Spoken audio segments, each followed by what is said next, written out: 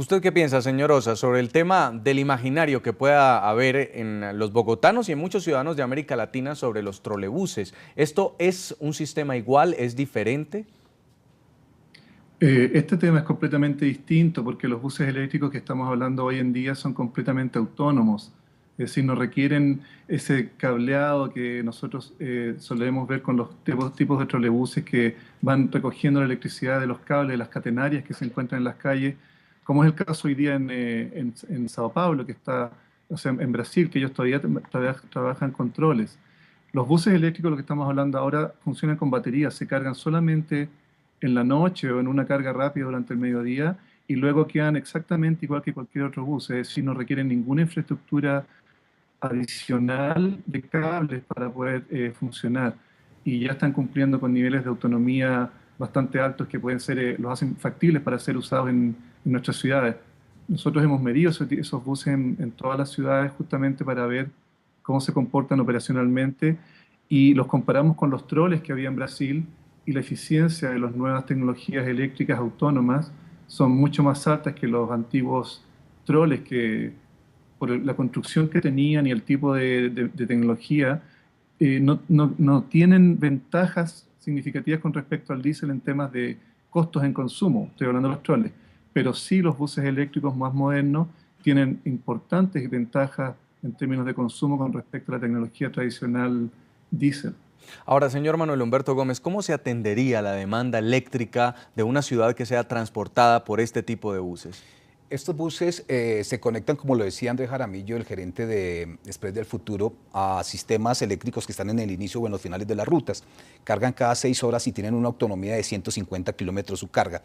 O sea que es muy fácil para los recorridos que hacen los sistemas masivos en la ciudad de Bogotá.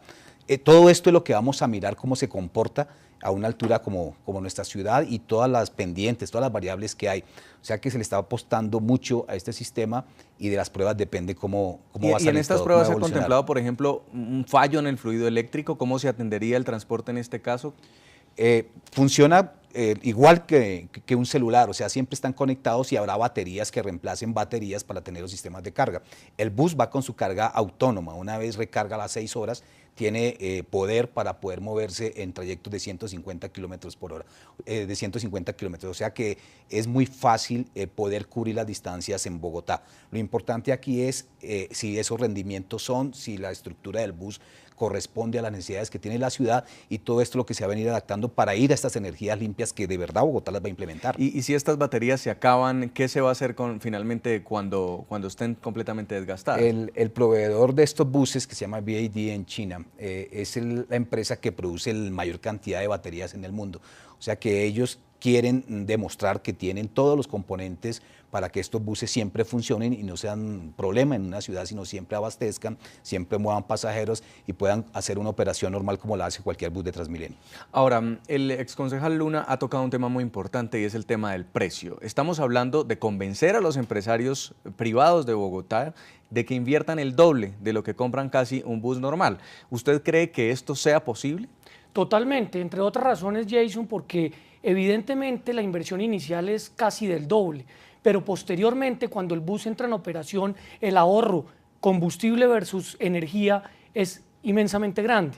En ese sentido, no solamente los modelos que me imagino yo ha corrido Transmilenio, sino adicionalmente los que corren los mismos concesionarios son útiles a tal punto que en algunos sistemas en el mundo ya se han logrado reducir tarifas, no sustancialmente, pero sí importantemente.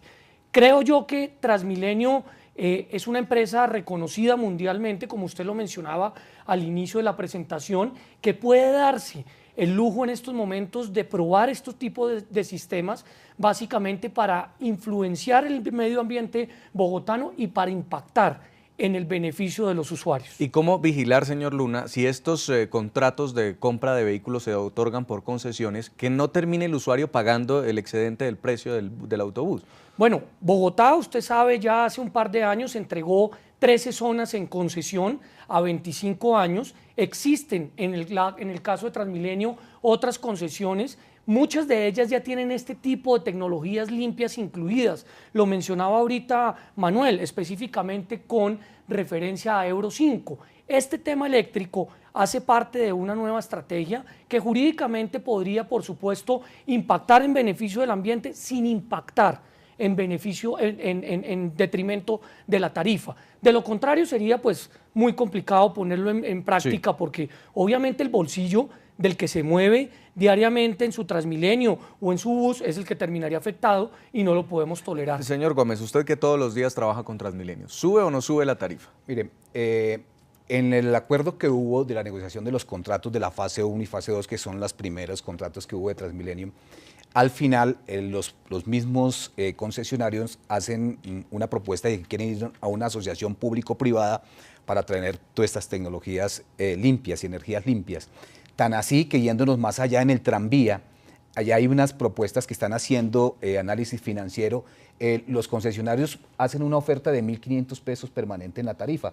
O sea que entrar a energías limpias, a nuevos procesos limpios, está similar a lo que está pagando un usuario en la ciudad. Hoy día paga 1.400 pesos en el sistema integrado de transporte público, 1.700 en Transmilenio, y la oferta que hay en tranvía es una tarifa de 1.500 pesos. Si las propuestas de los privados en la asociación son interesantes, podría estar también sobre esta variable, pero hasta que no se corran los ejercicios es muy difícil establecer las tarifas, pero se está comportando en este valor. Sí. Pero yo agregaría además una cosa, yo creo que en este tipo de casos, cuando de proteger el medio ambiente de los bogotanos y de la gente que vive en Latinoamérica se trata, es por ejemplo muy útil el subsidio. ¿Qué quiere decir? Que si es necesario que el Estado invierta una plata de recursos públicos para lograr equilibrar la tarifa y que ésta no afecte al ciudadano, puede ser útil, puede ser posible, porque de lo contrario, pues son inversiones que evidentemente son altas, que no pueden impactar en el ciudadano. Vamos a hacer una pausa en el programa, ya regresamos para además seguir conversando con el experto Mauricio Oces desde Chile. ¿Cómo va la implementación de los buses eléctricos en América Latina? Después de la pausa resolveremos la pregunta aquí en el programa La Noche.